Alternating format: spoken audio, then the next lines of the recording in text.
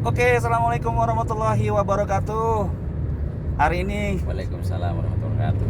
Bang Omar bareng guru kita Pak Iswardi lagi OTW ke Bandung. Bandung. Kita mau ngapain nih, Pak Is? Kita mau nengok project kita yang ada di Bandung. Sekaligus kebetulan ada kunjungan dari agensi kita, WS Propertindo, Cang Wawan Syahroni. Oke. Sekalian kita ngobrol-ngobrol nanti ya. Gitu. Nah, ini project yang keberapa nih, Pak Is nih kalau boleh tahu nih? Kalau project yang di Bandung itu project yang kalau nggak salah ke 89 ya. Kalau nggak salah. Saking banyak project ya. Nggak banyak project. Kalau dulu projectnya kecil-kecil sih. Oh, kecil-kecil lama-lama jadi ABG juga projectnya ya. Insya Allah.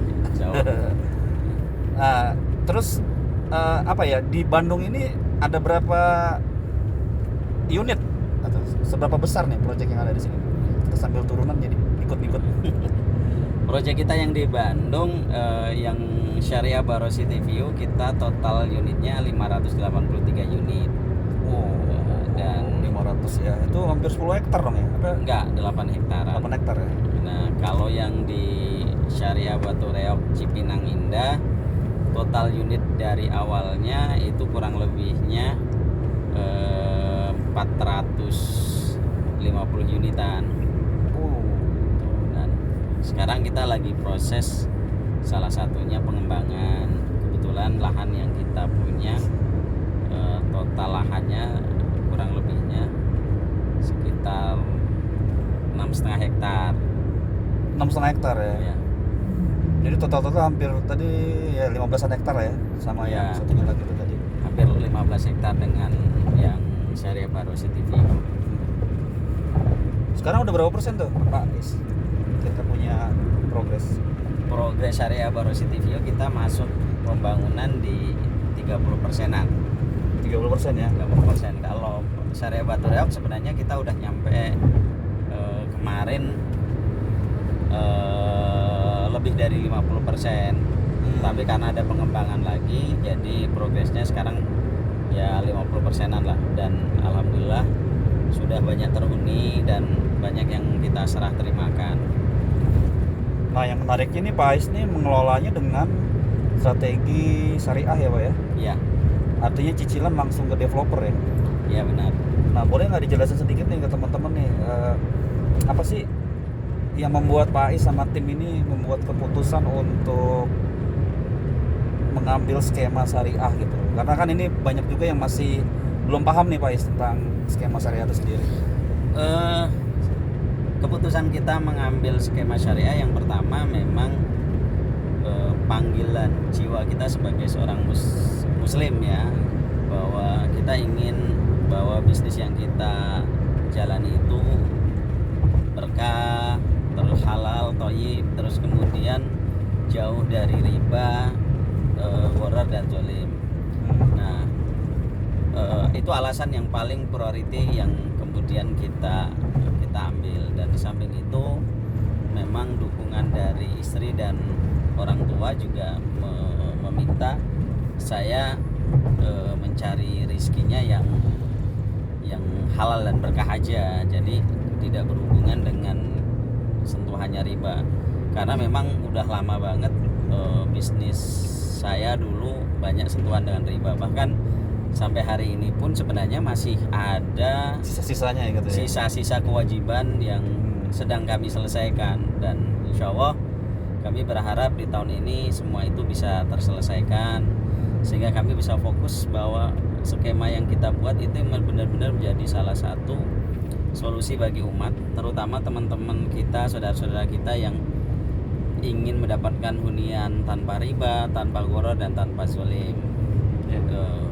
Karena yang kita rasakan dan yang pernah kita alami bahwa dengan skema KPR di luaran sana, bahwa banyak hal-hal yang kemudian di samping riba juga banyak transaksi-transaksi gharar dan zalim yang terjadi Dan kemudian kesempatan itu jadi sangat terbatas bagi saudara-saudara kita, terutama terkait dari skema, proses, dan kemudian banyak hal yang kemudian cenderung merugikan dari pihak customernya. Di samping memang benar ada beberapa customer yang memang nakal, dan kita pun ketika membuat skema direct developer pun kita juga hati-hati.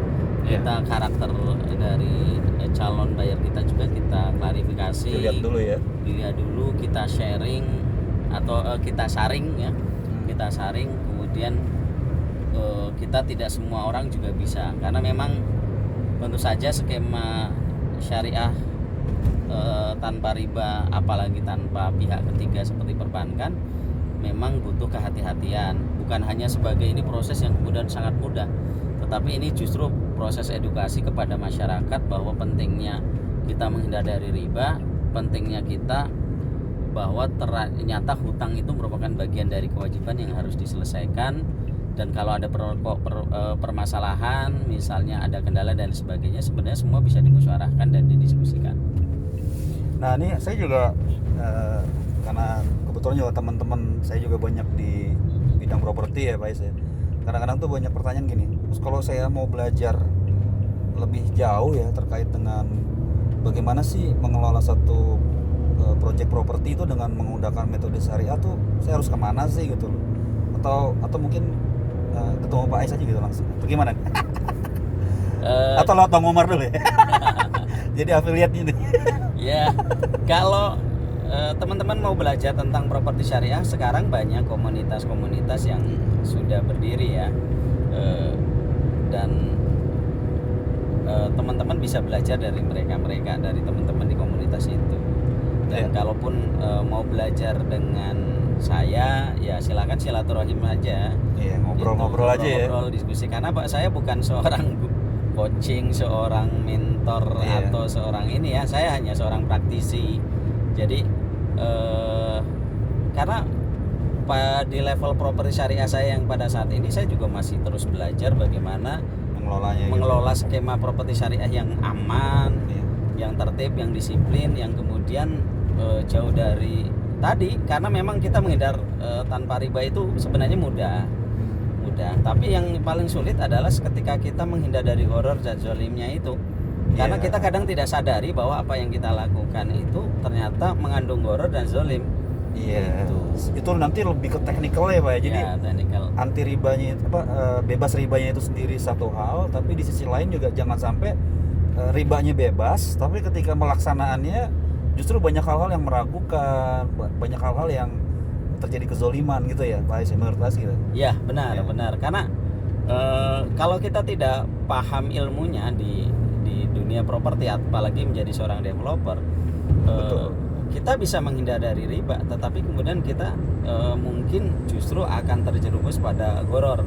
Nah, karena kita tidak tahu ilmunya. Nah, disitulah yang kemudian yang harus diantisipasi teman-teman yang ingin belajar properti syariah.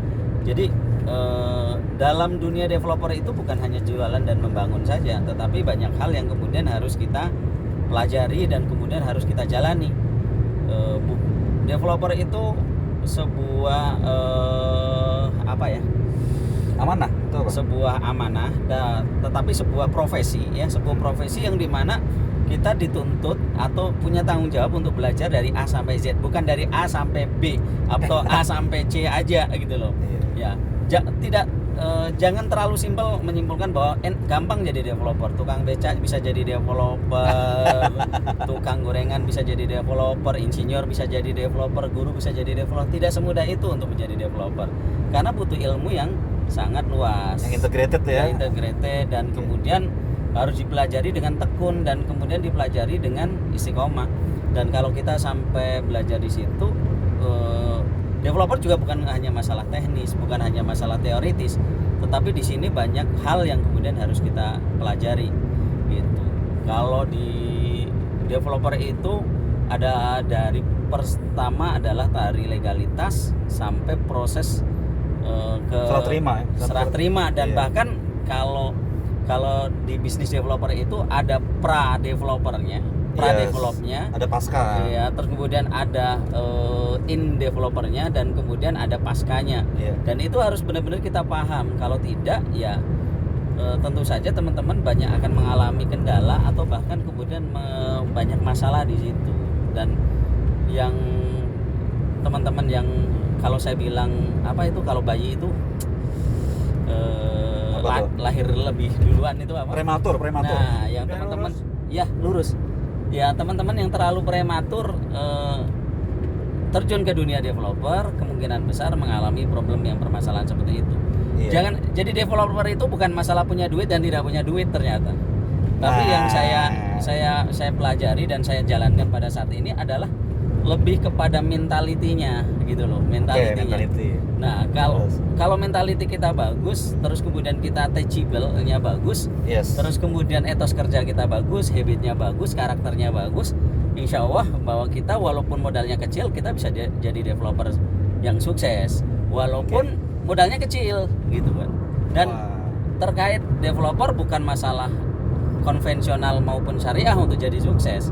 Jadi kalau konvensional mungkin sukses ya, sukses secara duniawinya. Iya. Tetapi kemudian yang kalau yang syariah mungkin berharap bertujuan bahwa suksesnya bukan hanya sekedar sukses dunia dan tetapi juga sukses di akhirat. Tetapi secara prinsip keilmuannya hampir sama, keilmuannya developernya ya. Iya. Jadi bukan keilmuan dalam hakikat prinsip syariah hanya hukumnya, tetapi secara teknis, secara aplikasinya, knowledge-nya itu hampir sama. Dan kalau itu kemudian kita mau belajar, kalau kita nggak punya teachabilitas yang tinggi, teman-teman akan mengalami problemitas yang luar biasa nantinya. Dan itu saya rasakan jatuh bangunnya di bisnis ini sudah bukan 1 kali 2 kali, tetapi disitulah mentality kita teruji, terbentuk, dan kemudian kita harus benar-benar menjadi jiwa yang tangguh untuk istiqomah ya di bisnis ini. Nah, itu teman-teman, apalagi kalau antum semua mau terjun ke properti syariah non bank, dibutuhkan mentality yang bagus, ilmu yang cukup, dan teachability yang tidak pernah henti. Tetapi yang paling penting ketika antum teachability-nya tinggi, juga antum harus aplikatif, inovatif, dan kreatif. Dan mau terjun lah ya, langsung gitu ya. Biarin aja pakai HP yang satu. Jadi gitu teman-teman, kalau mau terjun ya, ini sebenarnya saya juga banyak yang mulai tanya-tanya nih ke saya tuh, gimana sih cara jadi developer. Makanya kalau saya sendiri ya saya lebih banyak di marketing ya. Kalau saya sendiri banyak di marketing. Kalau buat saya sih, buat teman-teman di awal tuh ya paling tidak paham dulu lah proses jualannya seperti apa, tapi jualan yang bukan sekedar jualan gitu loh Pak Is. Jadi dia harus tahu dulu bagaimana legalitas, bagaimana performance si developernya, jadi sekaligus belajar di situ gitu loh. Nah begitu itu sudah bisa dikuasain gitu ya, kalau mau melangkah nanti menjadi developer, paling tidak basicnya itu udah dapat lah gitu. Karena kita jualan kan juga nggak sekedar jualan ya. Nanti kita mesti tahu si developernya portofolionya gimana, kemudian dia punya performance-nya, track record-nya seperti apa. Terus juga tadi tuh yang paling utama tuh dia punya apa ya istilahnya ya, karakter ya, Pak ya. Gimana gitu loh, komitmen nggak gitu loh orangnya. Nah itu dari situ kita bisa belajar gitu loh. Nah nanti begitu sudah menguasai cukup dalam hal itu, nah teman-teman mau upgrade nih jadi seorang developer. Taruh mana Bi? Gitu, Bapak bisa. Kanan kiri. Bapak tuh aja. Lurus. Satu lagi ya, 2 kali lagi ya. Ya gitu. Nah makanya hari ini kita ngobrol sama Pak Is nih, ya kita kan kalau mau melangkah ke level berikutnya harus deket-deket ke orang yang udah ada di posisi tersebut gitu loh.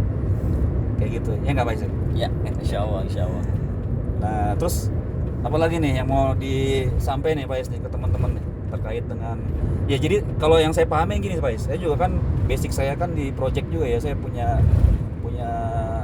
keilmuan di dunia teknik sipil lah itu, dari mulai A sampai Z-nya bagaimana project itu bisa dikelola gitu ya, itu saya paham lah. Cuma memang mendevelop kawasan itu nggak semudah Excel perencanaan di Excel gitu ya. Itu nggak sesimpel itu gitu loh. Tapi ini lebih complicated dan juga butuh business knowledge yang kuat sih kalau saya bilang. Jadi sayangnya ya banyak teman-teman yang terjun di developer itu pengetahuan tentang bisnisnya, kemudian juga pengetahuan tentang manajemen projectnya itu sangat minim gitu loh. Nah itulah mungkin hari ini kita ngobrol sama Pak Is nih, kita pengen kasih sinyal ya ke teman-teman ya, bahwa kalau mau terjun di dunia developer properti itu bukan sekedar bisa akuisisi lahan gitu loh, bukan sekedar bisa presentasi ya Pak Is ya, bawa Excel presentasi untungnya sekian, bagi hasil sekian gitu ya. Tapi bagaimana nanti after kita berhasil mengakuisisi satu lahan, terus setelahnya tuh kita mau ngapain aja. Nah, justru itu yang kalau istilah saya tuh gunung es ya Pak Is ya. Iya. Gunung es itu hanya ujungnya aja tuh, sementara di bawahnya itu bisa melintir-melintir ya Pak Is ya. Kayak gitu. Iya, benar-benar. Prinsip dasarnya gini, ketika kita belajar jadi developer adalah bagaimana kita harus mengetahui pra developer itu harus seperti apa. Berarti kita kan sebenarnya harus belajar. Yes. Belajar, dan dari proses belajar itu kan kita sebenarnya menciptakan sebuah habit, menciptakan sebuah karakter, bagaimana kita menjadi pengusaha yang baik, developer yang baik di kemudian hari, yang kemudian punya komitmen, punya visi dan misi adalah mensukseskan bisnis kita sehingga membawa kemaslahatan bagi orang lain. Terus Kang, lurus aja gitu. Jadi itu yang terpenting. Jadi itu pas pranya ya. Jadi belajarnya ilmunya harus dipenuhi dengan baik gitu. Agar gini, mindset yang tumbuh yang sekarang yang di teman-teman, bahwa dengan hadirnya banyak seminar, hadirnya banyak workshop, itu membuat orang menganggap bahwa menjadi pebisnis developer itu sesuatu yang gampang, sesuatu yang simple. Tetapi pada kenyataannya pada hari ini ternyata banyak teman-teman yang kemudian bertumbangan, dan itu memang sebenarnya manusiawi. Tetapi ternyata kuncinya adalah di mentalitinya. Mentalitinya adalah bahwa mereka menganggap bahwa menjadi developer itu adalah sesuatu yang mudah karena melihat orang yang sudah sukses dan mendapatkan hasil. Nah, di bisnis developer itu ada sesuatu yang kemudian harus kita pahami, bahwa kan dalam bisnis itu akan ada manajemen bisnis dan manajemen proses. Nah, di developer itu yang terpenting bukan masalah manajemen bisnisnya sebenarnya awalnya, tetapi lebih pada prosesnya. Nah, proses itu kalau kita sudah paham, kemudian kita jalani dengan baik, manajemen bisnisnya bisa kita perbaiki pelan-pelan sambil jalan. Yes. Jadi kalau orang hidup itu orang temukan teori dulu atau prosesnya dulu. Prosesnya dulu. Iya, pengalamannya dulu. Experience-nya dulu. Iya, Betul. experience-nya dulu. Jadi pengalamannya dulu itu lebih penting. Nah, kalau antum ingin belajar kepada ingin jadi developer, salah satu experience yang bisa dilakukan, antum bergabunglah dengan perusahaan developer dulu, belajar di sana. Dan antum harus mau belajar, bukan hanya bekerja. Dan anggap di sana adalah antum Sekolahnya. sekolah tapi dibayar. Iya. Gitu kan. Nah, itu yang paling penting. Gitu Nah, atau kemudian antum bisa merangkak memulai dari ketika mau bisnis di developer, mulailah jadi agent marketing atau independent marketing juga bisa gitu kan. Mulai belajar dari situ, pelajarinya tentang legalitas, pelajari tentang perizinan, pelajari tentang teknik akuisisi lahan, pelajari tentang penyelesaian perizinannya, terus kemudian tentang konstruksinya. Kemudian setelah itu bagaimana pembangunan infrastrukturnya dan lain sebagainya, banyak hal yang kemudian bisa dipelajari, dan itu hanya bisa dipelajari bukan hanya secara teoritis, tetapi kemudian experience ada di lapangan, dan itu bisa antum lakukan dengan cara bergabung atau kemudian berguru pada developer yang sesungguhnya gitu. Nah, itu yang teman-teman bisa lakukan. Atau kalau memang antum semua mau otodidak, ya harus memulainya dari nol, belajar nih, tapi harus tertib, harus disiplin, karena kalau tidak kuat mentalnya mungkin sudah akan tumbang di awal. Karena apa? Developer itu kalau kita mulai dari nol butuh sebuah energi yang luar biasa, baik dari sisi biaya, waktu, tenaga dan lain sebagainya. Dan dana. Nah itu tenaga juga, ya dana juga butuh gitu. Nah teman-teman perlu lebih dalam mempelajari itu agar nanti ketika melangkah jangan sampai mengalami permasalahan yang besar. Kalau halangan dan rintangan pasti ada. Tapi itulah seninya dalam bisnis dan itu harus jalani. Itu. Ya ada istilah mau dapetin miliaran tapi nggak mau pusing gitu. Nah, itu. Ya dapetnya mau miliaran, ya pusingnya juga harus pusing Ya, orang miliaran gitu gitu. Pak ya. Gitu. Nah, jadi ini menarik teman-teman. Ya saya juga ngeliat fenomena itu kan terlalu bersemangat nih mau jadi developer gitu ya. Sementara dia punya skill untuk menjalankan project itu belum mumpuni gitu ya. Memang sih ada beberapa temen tuh yang awalnya nekat akhirnya berhasil, ada juga gitu. Tapi ada juga yang awalnya nekat hasilnya pusing juga banyak juga gitu. Nah kita kan makanya hari ini kita sharing-sharing seperti ini kepengennya sih kita bareng-bareng ya. Bukan berarti juga kita mulus-mulus aja nih ngejalanin proyek, enggak juga gitu. Seperti yang tadi disampaikan, menjalankan proyek itu nggak sesederhana yang ada di workshop, kemudian yang ada di buku-buku seperti itu. Atau tidak sesederhana ketika kalian melihat seorang developer sukses membangun satu Sudah jadi gitu ya. rumahan. Jadi tidak sederhana itu. Jadi ketika teman-teman melihat ada misalnya contoh Ciputra dengan Citra Rayanya yang di mana-mana yang sudah tumbuh di seluruh Indonesia itu, ketika membangun awalnya tidak mudah, butuh perjuangan yang luar biasa, butuh sebuah pembelajaran yang luar biasa. Nah itulah yang luar biasa dari mereka. Dan seorang Ciputra sendiri ketika dia sukses, dia hampir tidak pernah berbagi di workshop atau seminar. Iya. Karena dia ingin bahwa orang mau belajar secara disiplin. Hah? Apa? Nah, secara disiplin agar orang itu merasakan bahwa ini ada sebuah proses yang harus dijalani gitu loh. Betul. Ya, ini kalau saya membaca apa yang beliau lakukan, bukan beliau orang yang pelit ilmu. Beliau ketika kita ketemu beliau sangat humble, sangat kemudian terbuka untuk memberitahu keilmuan kepada kita. Tetapi beliau tidak ingin mengajarkan kepada kita bahwa proses yang beliau lakukan itu sangat sederhana, sangat mudah, melalui proses yang panjang bertahun-tahun bahkan puluhan tahun. Nah, disinilah yang kemudian kita harus belajar bahwa sesuatu itu ada prosesnya, sesuatu itu harus ada stepnya yang harus dilakukan. Bukan kemudian asal pada saat ini semua langsung berjalan dengan mulus-mulus saja, dengan kalau 5 unit bakal menguntungkan sekian, enggak. Pembangunannya bakal gampang lah dikerjakan sama kontraktor kayak gitu. Enggak juga gitu. Seperti itu teman-teman. Jadi teman-teman wajib paham prosesnya, wajib tahu prosesnya. Jadi tidak semudah ketika kita bangun rumah itu, ketika rumah itu berdiri desain kayak gini kemudian serahkan kontraktor tahu beres, enggak juga gitu loh. Nggak sesimpel itu ya. Nggak sesimpel itu gitu kan. Dan apalagi membangun sebuah kawasan yang lebih dari 1 hektar itu tentu saja tidak mudah. Berbeda banget. Bagaimana kita mengurus perizinan, mengurus legalitasnya itu ada caranya. Iya. Ada caranya yang kemudian harus kita pelajari dan kemudian secara kontinu kita lakukan agar kita paham di situ. Kanan Kak.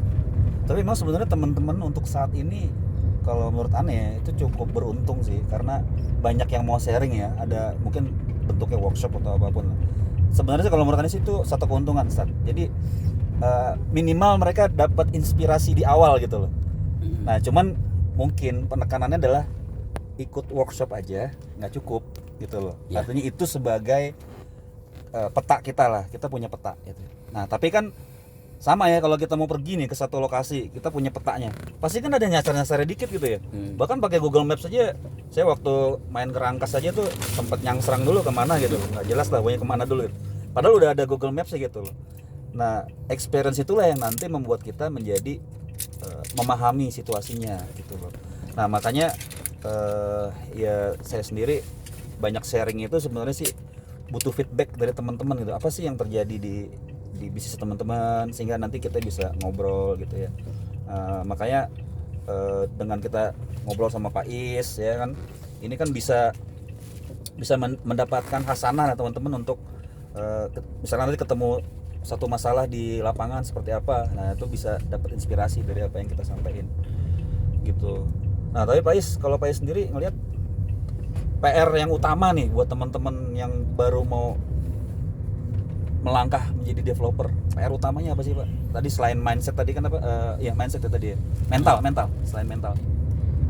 Yang terpenting sekarang ternyata teman-teman ketika terjun ke dunia developer itu banyak lupa atau lalai belajar tentang legalitas dan perizinan. Nah, berarti dua tuh ya. Mentalitas, perizinan Ya, legalitas, jadi legalitas dan perizinan.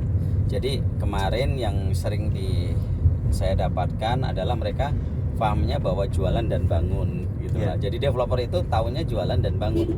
Nah, padahal sesungguhnya bukan seperti itu. Bahwa tadi yang saya sebutkan pra pembangunan itu salah satunya adalah ketika kita mau mengurus legalitas dan perizinan.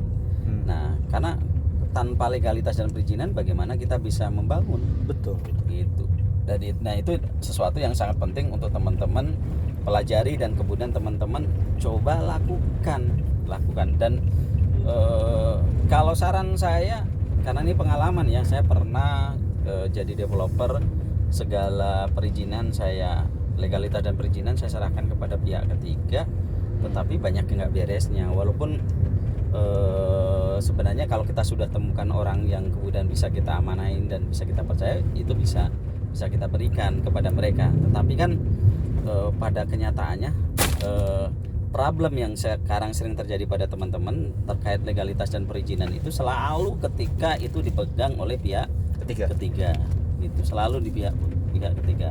Nah, teman-teman semua, pentingnya kita belajar legalitas dan perizinan adalah agar ketika kita sudah tahu, ketika kita mau berikan itu kepada pihak ketiga, minimal kita sudah tahu rule-nya, kita sudah tahu polanya, dan kita mau kemananya tahu, dan berapa lama ini proses ini berjalan gitu kan. Nah, kalau ini sudah kita pahami dan kita sudah tahu dan sudah pernah kita lakukan, apalagi kemudian kita tidak mungkin, insya Allah kecil kemungkinan bahwa kita akan dipermainkan oleh pihak ketiga tersebut.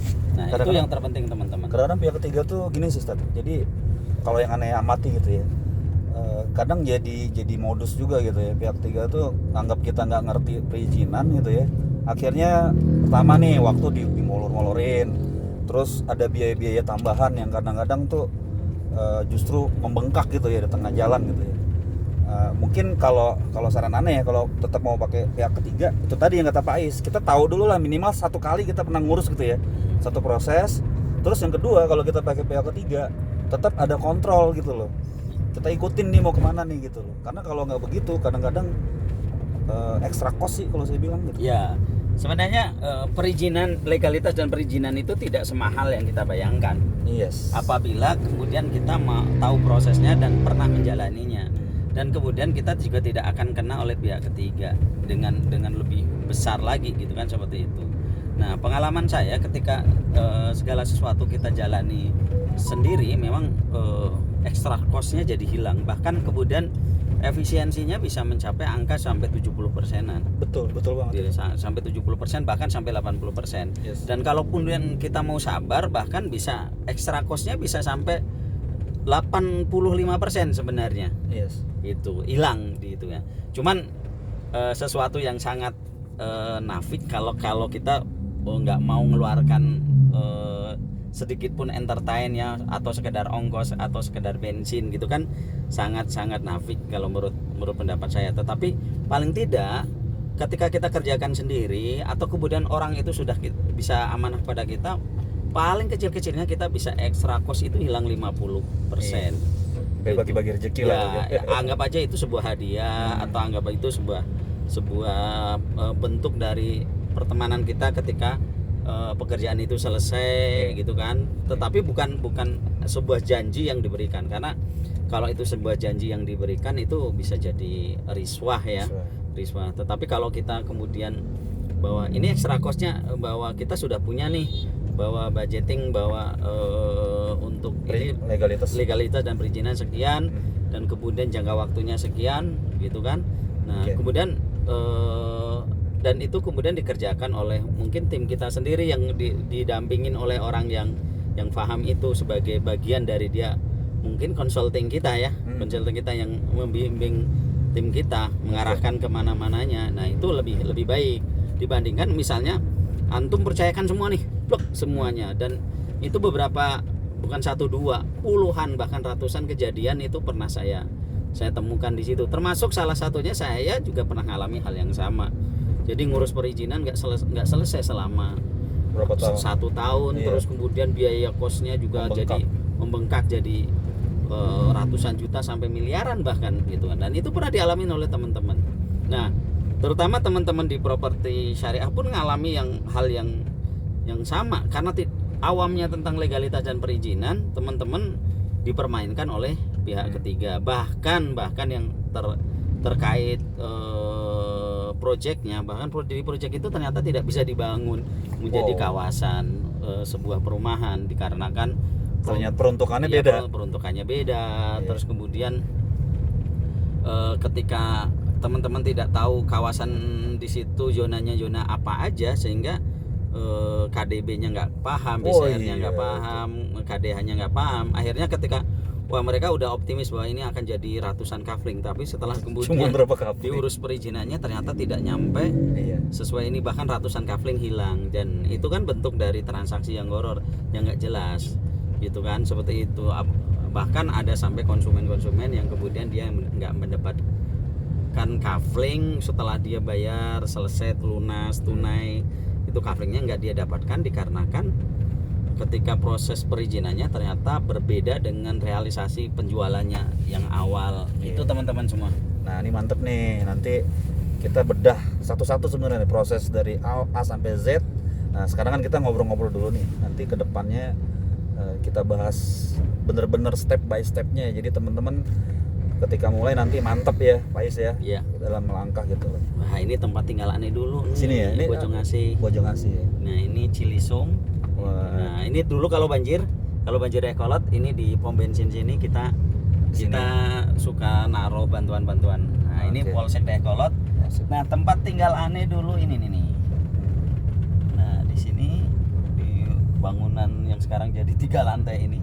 Dulu toko kita, toko buku saya. Ini toko buku. Oh, lu jualan buku? Ya, nah ini BPR Pangandaran sebelahnya. Nah, ini pernah tinggal di belakang sini nih. Di belakangnya. Ya, di belakang ini ada gang tuh masuk. Ini. Ya. Oh, di dalam sini. Oh, di gang itu. Iya, tinggal di situ kurang lebihnya 2004 sampai 2007. 2005. 2006. Jadi tapi tinggal di sini, tokonya 8 tahun, 7 tahun, 8 tahun di situ. Wah, jadi benar-benar kenal wilayah sini. Itu. Ini adalah kota kenangan bagi Ane ya, Dayakolot. Jadi ya Dayakolot, di mana kota ini sangat luar biasa. Di sini banjir tapi wah, masya Allah, orangnya nggak mau pindah tetap. Karena banyak sejarahnya. Banyak sejarahnya, makanya disebut